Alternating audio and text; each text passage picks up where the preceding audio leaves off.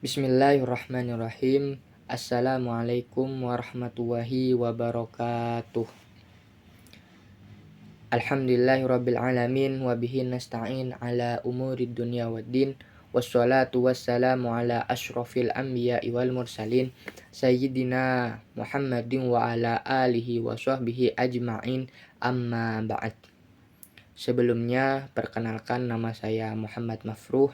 Saya mahasiswa program studi pendidikan bahasa Arab semester 5, dan juga saya pada kesempatan kali ini izinkan saya untuk memaparkan hasil analisis daripada Balaghah Qur'aniyah surah Al-Maidah ayat pertama.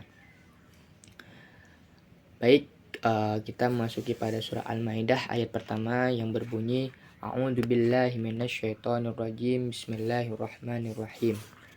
Ya ayyuhalladzina amanu aufu bil uqud uhillat lakum bahimatul an'ami illa ma yutla alaikum ghairu muhillil shaidi wa antum hurum innallaha yahkum ma yurid.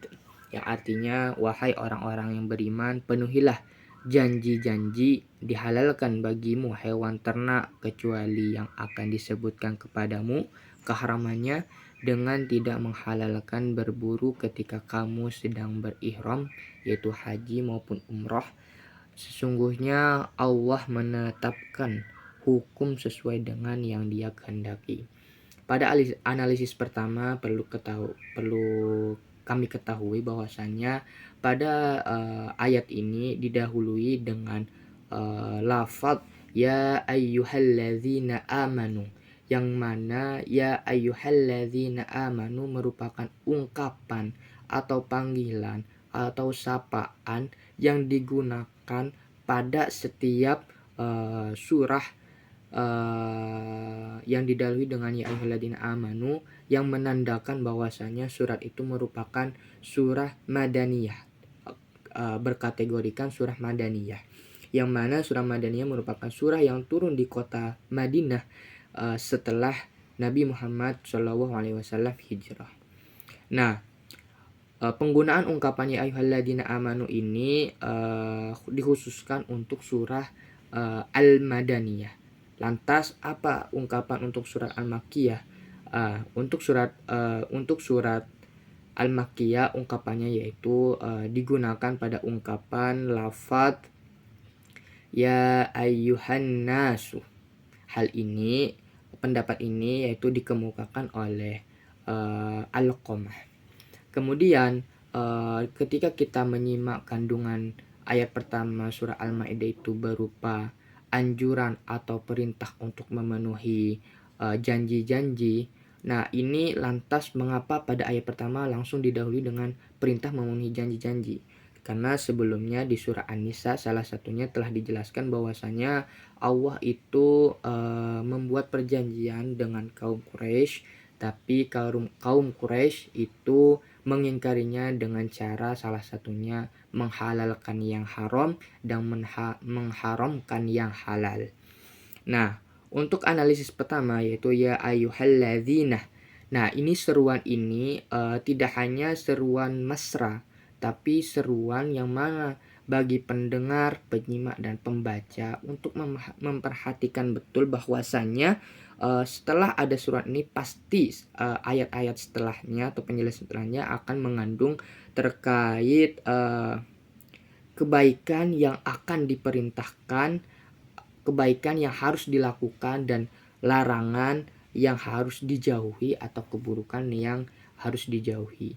Hal ini sebagaimana didukung oleh hadis Nabi yang diriwayatkan oleh Ibnu Mas'ud yang berkata, jika Anda mendengar panggilan ilahiyya ayyuhalladzina amanu, siapkanlah dengan baik pendengaranmu karena sesungguhnya ada kebaikan yang Dia perintahkan atau keburukan yang Dia larang.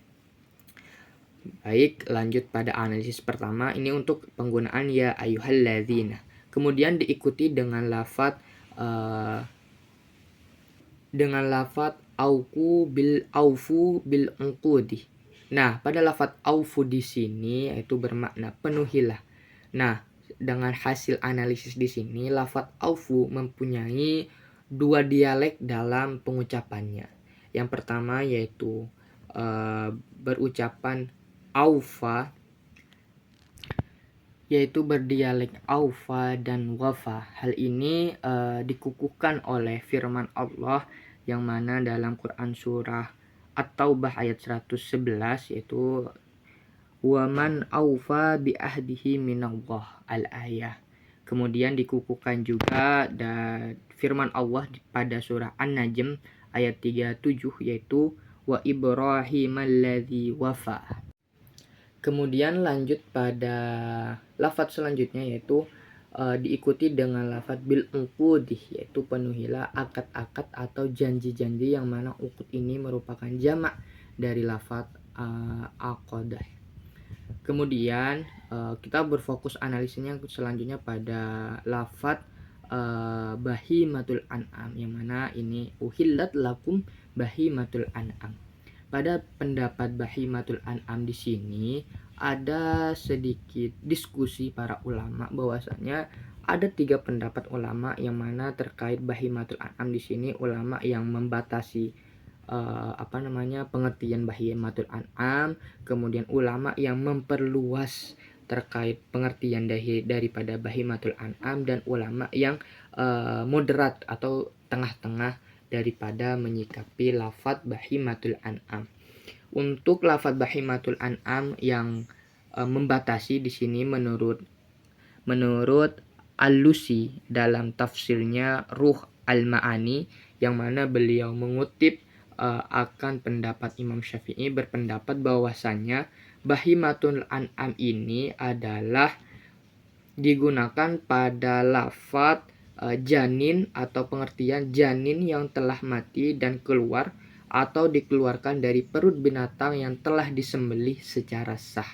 Nah, jadinya pengertiannya itu hanya dikhususkan pada ruang lingkup janin yang telah mati, yang masih dalam perut binatang, yang mana binatangnya itu mati disembelih dengan secara sah. Nah, untuk kalimat memperluas, ulama yang memperluas di sini yaitu ada ulama menurut At-Tabari, dari As-Sudi, kemudian Ar-Rabi, Qatadah, dan Ad-Dhahak. Nah, di sini ulama yang memperluas terkait bagaimana pendapat bahimatul an'am. Bahimatul an'am sendiri, bahima merupakan binatang yang berkaki 4, dan al-an'am di sini yaitu binatang ternak.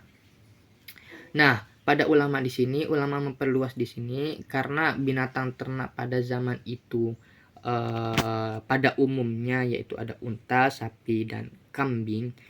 Tapi pada pelaksanaan atau penggunaan binatang ternak itu di situ banyak, ada keledai, kemudian ada kijang, kemudian ada sapi liar, bahkan hewan-hewan ternak yang digunakan pada saat itu. Nah, menurut ulama-ulama yang memperluas di situ, hewan-hewan yang di situ merupakan termasuk daripada bahimatul an'am. Hal ini oleh karenanya melihat daripada pendapat-pendapat di sini ada ulama yang menengahi, yang mana pendapat ini sangat menonjol dan kuat, bahkan diambil pendapatnya yaitu menurut Ibnu Atiyah. Nah, untuk Ibnu Atiyah di sini berpendapat untuk yang ulama yang menyempiti bahwasanya betul pada suatu ketika penggunaan bahimatul an'am pada janin itu memang betul pada penggunaan istilah pada janin yang mati setelah disembelih ibunya secara sah. Nah, dan juga untuk ulama yang perluas membetulkan juga, tapi dengan meluruskan bahwasanya untuk konteks hewan ternak di sini, pada konteks yang hewan ternak yang telah dijelaskan oleh Allah akan penjelasan hewan ternaknya. Tidak sembarang hewan ternak berkaki 4 itu masuk pada bahimatul an'am. Cukup sekian dari saya. Mohon maaf. Wawawul muwafiq ila aqwamit thoriq. Summassalamu alaikum warahmatullahi wabarakatuh.